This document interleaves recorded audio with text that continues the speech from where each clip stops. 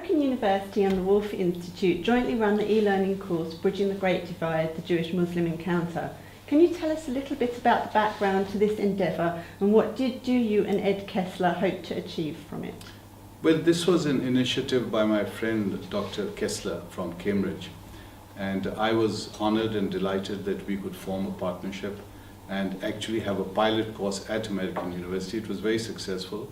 The next year it was even more successful, and it really is a great tribute to the vision of Dr. Kessler and the vision that we have at American University to try to create better understanding, particularly between the Jewish and the Muslim community. Why is the study of relations between Muslim and Jewish faiths so important?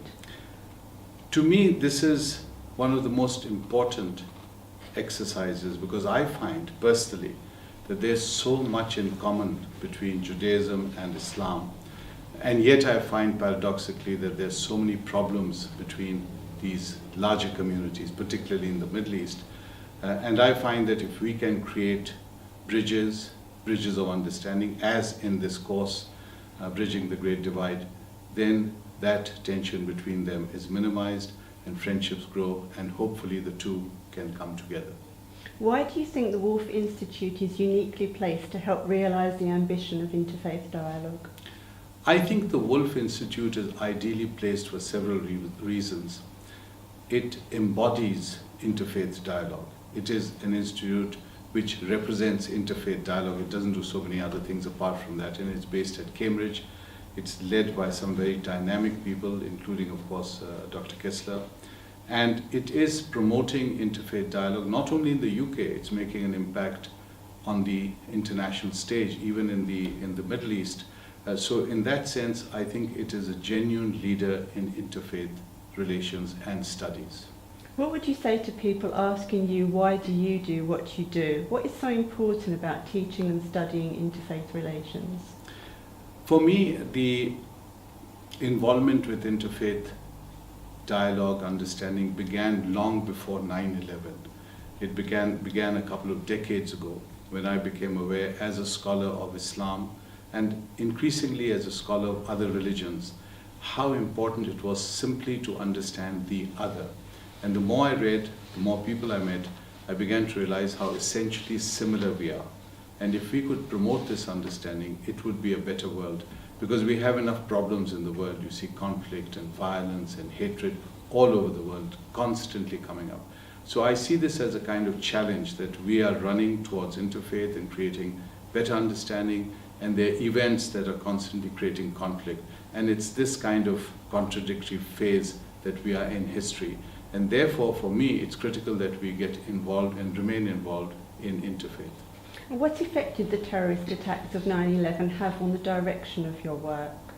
It had a total impact. I was in class on 9/11 in Washington, D.C., and the plane slammed into the Pentagon, which is just a few miles from my university.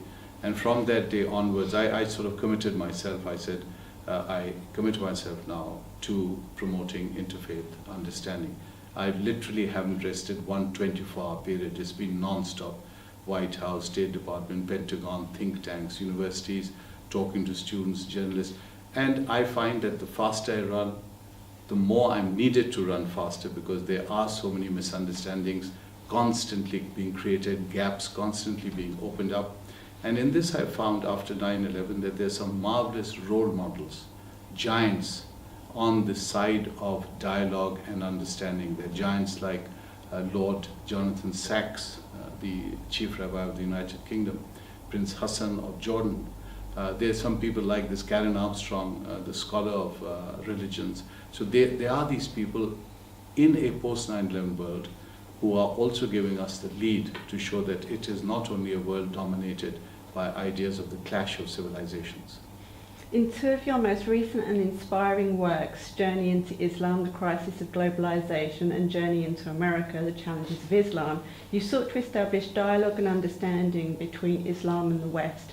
What were your biggest challenges during these journeys?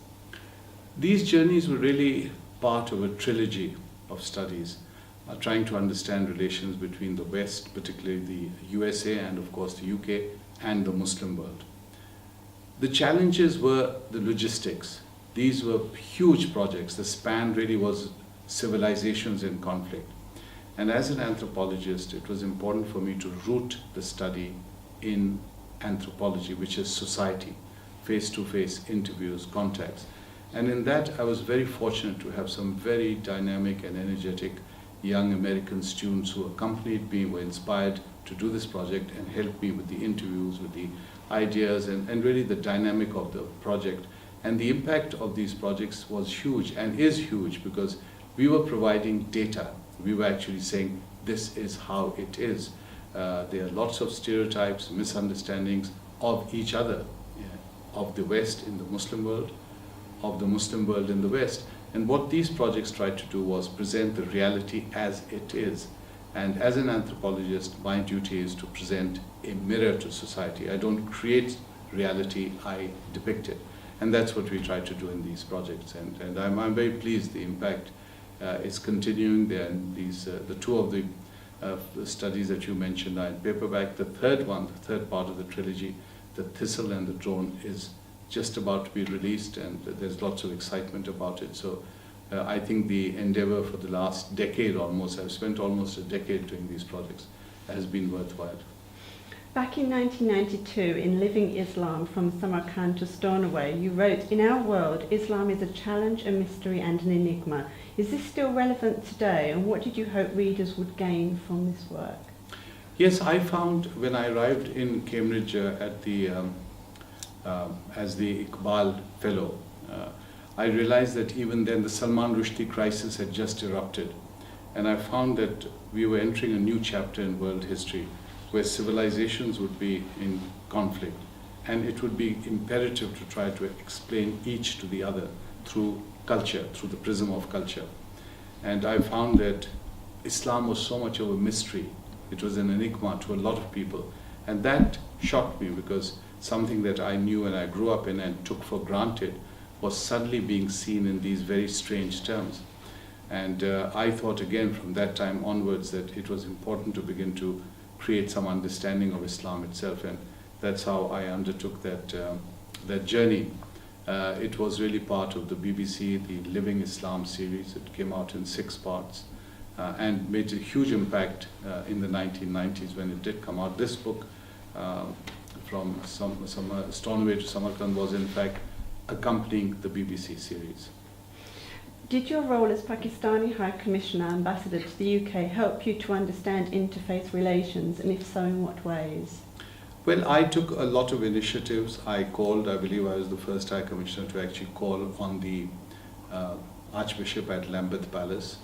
I invited leading Jewish figures, scholars, to our house as High Commissioner. My wife has always been very involved with interfaith and all these initiatives, and she supports me. So we were all very involved in meeting people, talking to people, and unofficially trying to push it in this direction. I will say this is a pre-9/11 world, and then my government was not particularly thrilled about moving too fast on this front, because remember at that stage Pakistan was still supporting the Taliban in Afghanistan, and its ideas about the Taliban and about the world was still a long way away from what my thinking was. So sometimes we were not always on the same page, as it were, and therefore there was always some tension. But I did, as far as I was concerned, personally push as much as I could in this direction. Noor and the Trial of Dara Shikoh. Can you tell us about these plays and what message did you hope they would portray? Well, plays, a poetry book, these came to me rather late in life. I have been dabbling with plays and theatre most of my life and poetry, but this was the first time I actually sat down and put it, as it were, on paper and produced these plays. And we did produce them. They were produced in on various stages, including Theatre J, which is a leading theatre in Washington, D.C. Ari Roth, who's the director at Theatre J, is one of the outstanding playwrights in the United States. He was a great patron, supported me and helped me. And then we produced another play called From Waziristan to Washington. And again, in that play, it's a one-man play. I just stand up on stage and talk for an hour and a half. It sounds terribly boring, but they had lots of images and films and documentaries on the back, on the screen, and it moves quite fast in that way. What I found was that the things I was wanting to say as a scholar as the chair of Islamic Studies at American University, I was able to say through the plays and the poems, and that my audience would be a very different kind of audience, and they'd react very differently. So they weren't coming in a confrontational situation, they were coming to see a play, and yet they were seeing glimpses of a different world and a different society, and in that way they were engaging with my world, and I was engaging with their world. So it was a continuation of the larger mission, which was really to create bridges. And what's your plans for future research? I'm trying to finish this major study called The Thistle and the Drone.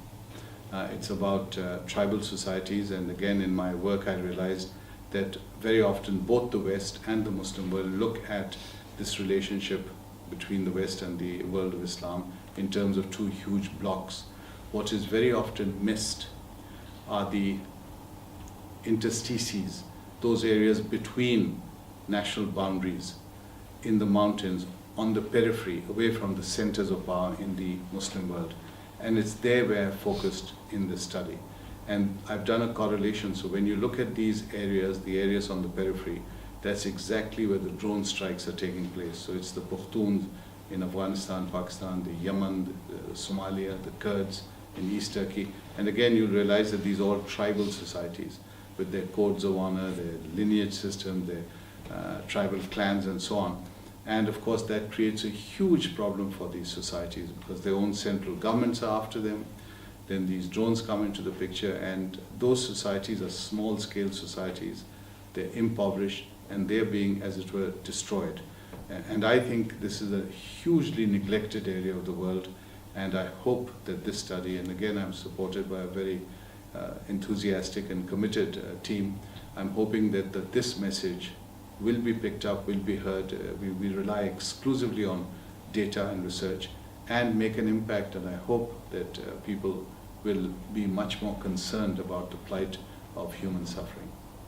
Thank you so much. It's been an absolute honour. Thank you very much.